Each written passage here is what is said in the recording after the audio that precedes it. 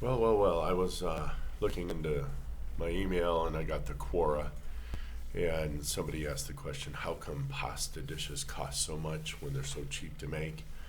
And the answer was, well, essentially they mark up the pasta dishes 6 times so that they can half the cost of the steak dishes. So instead of $3, you pay $18 for a pasta dish, and instead of $60, the steak eater pays only 30. And he said, essentially, you're paying 6 times more for your pasta to subsidize the steak eater. Now, of course, I had to enter the fray there. There's so many factors that go into the restaurant business. I know I owned a few of them myself, not just managed, not just worked there, not just was a server. I owned them. Okay, so you have a lot of costs. You have overhead, you have rent, you have electricity, you have gas, you have employees. We call that labor, and trying to keep that below 50% is damn near impossible. And so let's talk really quick about labor. Sorry, I know, don't get mad at me, but $15 an hour when you're not giving me more input. Let me repeat that. I think my video seized here for a second.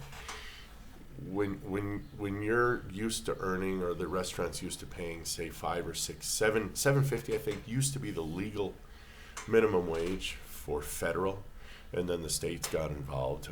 It's a money grab, so they're obviously abusing the servers, but they won't see it this way. But again, when you go from $7.50 to $15 an hour, but I can't get double the hours or double the work out of my employee, what the hell?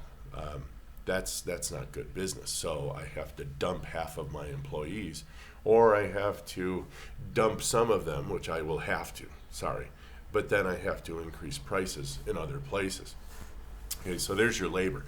Your other side is going to be your food costs. Now, the government, in all of its infinite wisdom, and I just present to you the current president and vice president of the United States to show you how intelligent they are, and their voting bloc. Sorry, I alienated another 12% because that's about all that votes for them anymore. When you find out how intelligent they are, they actually subsidize grains. They subsidize veg. They subsidize not the animal industry. So if we were to, apples to apples, so to speak, pasta would be a hell of a lot more expensive if they didn't fund the wheaters and the corners. Okay, the wheat people and the corn people. See, if they gave the same benefits to the beef industry now, or at least took at least a little bit halfway back, calorie per calorie, you'd probably see a more equal playing field, and then our poor vegan vegetarian folks wouldn't have to subsidize you evil animal killing meat eaters. Whatever, grow up. All right, so that's really the answer. If a restaurant, the restaurant has to do some things, right? But the deal is that if the restaurant actually tried to charge somebody $60 a plate when they can make it for a third of that cost at home, if not even more, the restaurant would go out of business. So don't blame the meat eater. You blame mismanaging the restaurant, or you can blame the government, or you can blame the fact that they've doubled the employees' salaries without asking for double the input, double the results. In other words, if I have a machine and it's a machine that works on velocity, and I give it double the air and fuel mixture, I'm going to get double the output minus friction and some other stuff. Don't give me hassle on the physics of it. But that's not what happens in the human machine, the meat bag that actually has to work in the military industrial issue. Gosh, I wonder if they zap that word now. Anyway, the whole point is, we need meat bags uneducated meat bags to run things sometimes. And we don't always treat them right. We should treat them better, at least by not calling them meat bags. But at the same time, bottom line, and if you asked an accountant who really has no personality and just irritating everyone, so that's my way. And they run numbers all day, and they just don't like dealing with people, they would probably have a meat bag column.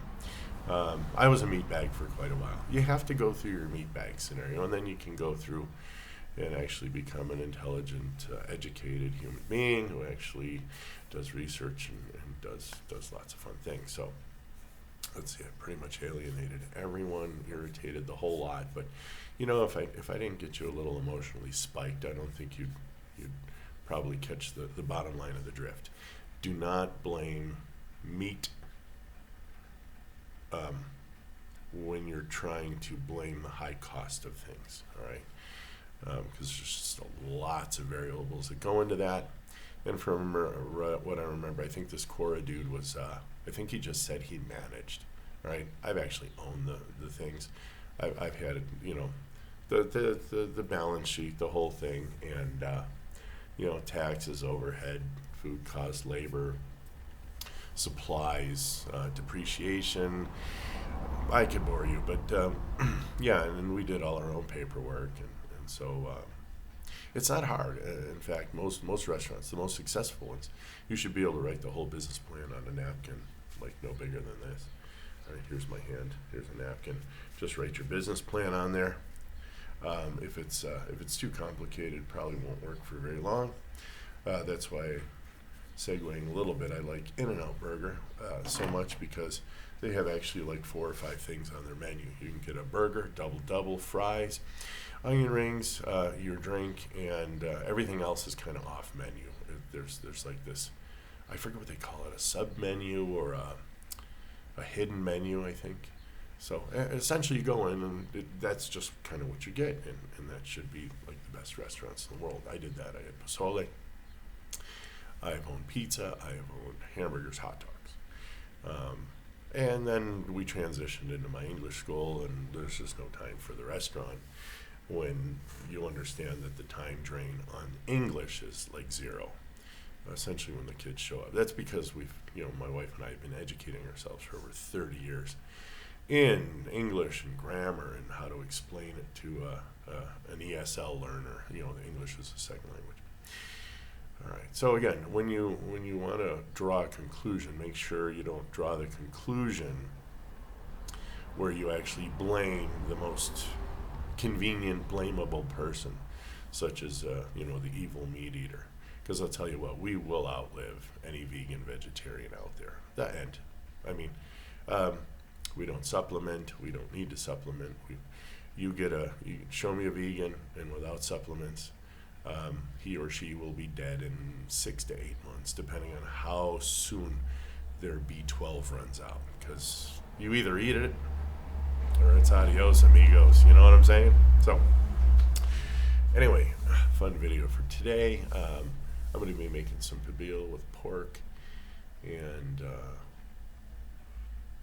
just probably another OMAD. That's what I had yesterday. So, 18 hours into my next fast. Won't eat for another 6 to 7 hours right now. Life's good. Maybe I'll make myself a little salad. Feel like a salad today. All right. Let this car pass here. School must be back in session. I don't know. Seem to be dropping a lot of kids off. Talk to you guys again soon. Bye.